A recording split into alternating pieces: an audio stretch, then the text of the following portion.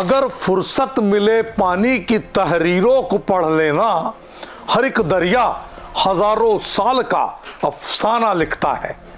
बशीर बद्र साहब की ये लाइन आज बिल्कुल प्रासंगिक यानी मौजू है। नमस्कार, आज का मुद्दा लेकर आचरण में मैं हूं आपके साथ TN मनीष। आज बात विश्व जल दिवस पर भारत के उस अनमोल संसाधन की जो जीवन का आधार है, पानी यानी जल, विशेषकर भूजल, जो हमारी कृषि पेयजल उद्योगों की रीढ़ है। लेकिन क्या आप जानते हैं यह अमूल्य संसाधन तेजी से समाप्ति की ओर बढ़ रहा है। आइए राज्यवार स्थिति पर नजर डालते हैं और समझने की कोशिश करते हैं कि हमारी गलतियों से हम कैसे एक बड़े संकट को लगातार बुलावा दे रहे हैं। हमारा लालच छलनी कर रहा है धरती माँ की कोख को, और राज्यवार भूजल स्थिति लगातार बिगड़ती जा रही है। बात हिंदुस्तान के दिल मध्य प्रदेश और छत्तीसगढ़ में भूजल संकट की स्थिति पर करें तो मध्य प्रदेश में हाल के सालों में मध्य प्रदेश के अलग अलग जिलों में भूजल स्तर पर गिरावट देखी गई, जिससे जल संकट की स्थिति पैदा हो रही है। मिसाल के तौर पर हम नरसिंहपुर जिले को ले सकते हैं। तेंदुखेड़ा तहसील के जैतपुर गांव में गर्मी की शुरुआत से पहले ही जल संकट गहरा चुका है, जिससे ग्रामीणों को पानी के लिए संघर्ष पर आमादा होना पड़ रहा है।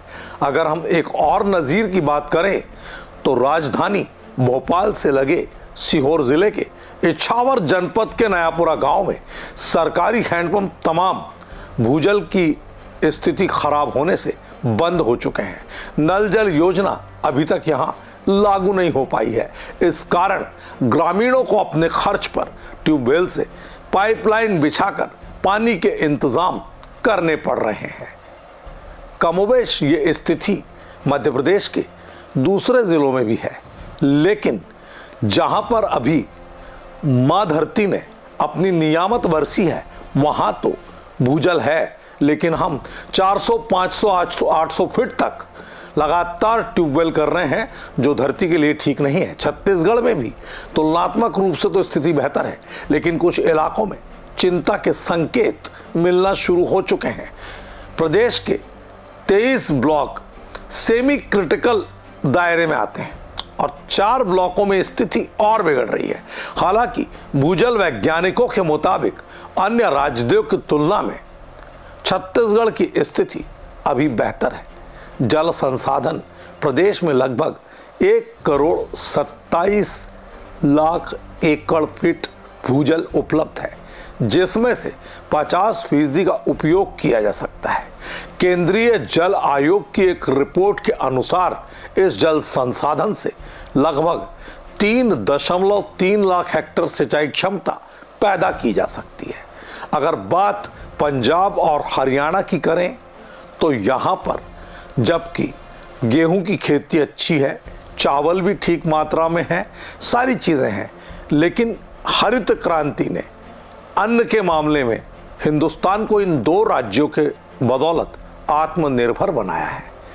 इन्हीं इलाकों में सबसे बड़े भूजल संकट का गहराना बहुत बड़ी चिंता का सबब है। अत्यधिक भूजल दोहन के कारण इन राज्यों में भूजल स्तर तेजी से गिर रहा है, क्योंकि पानी जो है वो बनाया नहीं जा सकता। पानी कुदरत की नेमत है। अगर राजस्थान की बात करें तो मरुभूमि राजस्थान पूरी तरह से रेगिस्तानी इलाकों में लोग पानी के लिए तरसते हैं और मृग मरीचिका में भटकते हैं। यानी दूर से ऐसा लगता है धूप में कि पानी का कण है, पानी का हिस्सा है, लेकिन पानी मिलता नहीं। राजस्थान में ज़्यादातर पहले से ही सूखा है और अब भूजल स्तर में गिरावट की दशा ने इस पूरे इलाके को और गंभीर बना दिया है। अनेक गांव यहां पानी के लिए संघर्ष करते नजर आते हैं। उत्तर प्रदेश गंगा किनारे बसे गांव तो हैं, बहुत कुछ है, लेकिन फिर भी नदियों का सूखना चिंता का सबब है। यहाँ के कई जिलों में भूजल स्तर खतरनाक रूप से नीचे जा चुका है, जिससे कृषि और पेयजल आपूर्ति खासा प्रभावित हो रही है।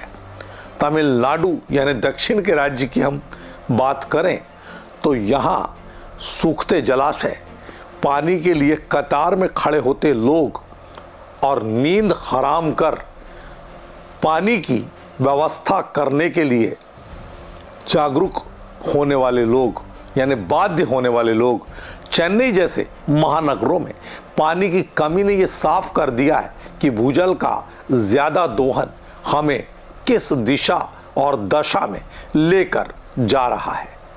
समाज का भूजल के प्रति जो व्यवहार है वो वाकई चिंता का विषय है, क्योंकि हम खेतों में बेतरतीब तरीके से बोरवेल से पानी को बहता हुआ छोड़ देते हैं, टोटियां खुली छोड़ देते हैं और ये नहीं समझते कि जल है तो कल है।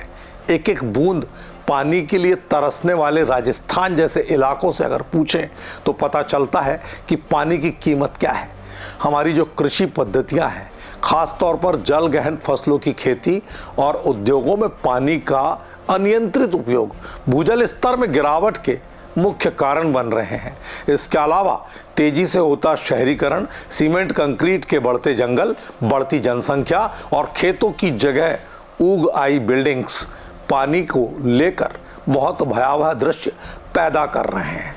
ऐसा माना जा रहा है कि अभी भी अगर हम नहीं जागे तो आने वाले दिनों में पानी के लिए संघर्ष युद्ध जैसे हालात पैदा कर सकता है और ये संघर्ष समय रहते जागरूकता के लगातार संकेत दे रहा है।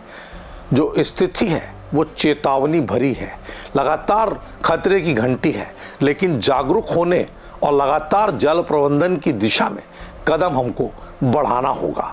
सरकार अकेले कुछ नहीं कर सकती, सरकार के साथ जन सरोकार को जोड़ना होगा, क्योंकि सरकारी जो जल नीतियां हैं वो जल संरक्षण पर लगातार काम करने के लिए बनी है। उसमें कोशिश भी होती है, लेकिन जो नीति कागज़ में बनती है उसका ज़मीन में आते आते क्या हश्र होता है ये किसी से छुपा नहीं है। फिर भी सरकार ने जल संरक्षण के लिए अनेक योजनाएं शुरू की है। अटल भूजल योजना, जिसका मकसद सामुदायिक आधार पर जल प्रबंधन को बढ़ावा देना है, लेकिन इन योजनाओं की सफलता हमारे और आपके सहयोग पर निर्भर करती है। हिंदुस्तान के बड़े जल योद्धा के रूप में खुद को पानी वाले बाबा की उपाधि से नवाजे जाने वाले राजेंद्र सिंह और अन्य जो जल संरक्षण कार्यकर्ता हैं वो लगातार इस दिशा में प्रयासरत हैं। पानी वाले बाबा राजेंद्र सिंह जल संरक्षण के क्षेत्र में मसीहा के रूप में जाने जाते हैं। वो कहते हैं जल है तो कल है, हमें अपनी परंपरागत जल संरक्षण प्रणालियों को पुनर्जीवित करना होगा। उनके साथ ही अन्य जल योद्धा भी हमें लगातार सतर्क कर रहे हैं कि यदि हमने अभी कदम नहीं उठाए तो आने वाला भविष्य अंधकारमय होगा और भारत की जल, जंगल और ज़मीन पर जिस तरह से हमारी लालची निगाहें लगातार गड़ी हुई है वो कहीं ना कहीं अपने हाथों से अपने लिए गड्ढा खोदने वाली हालत और तस्वीर पैदा कर रही है।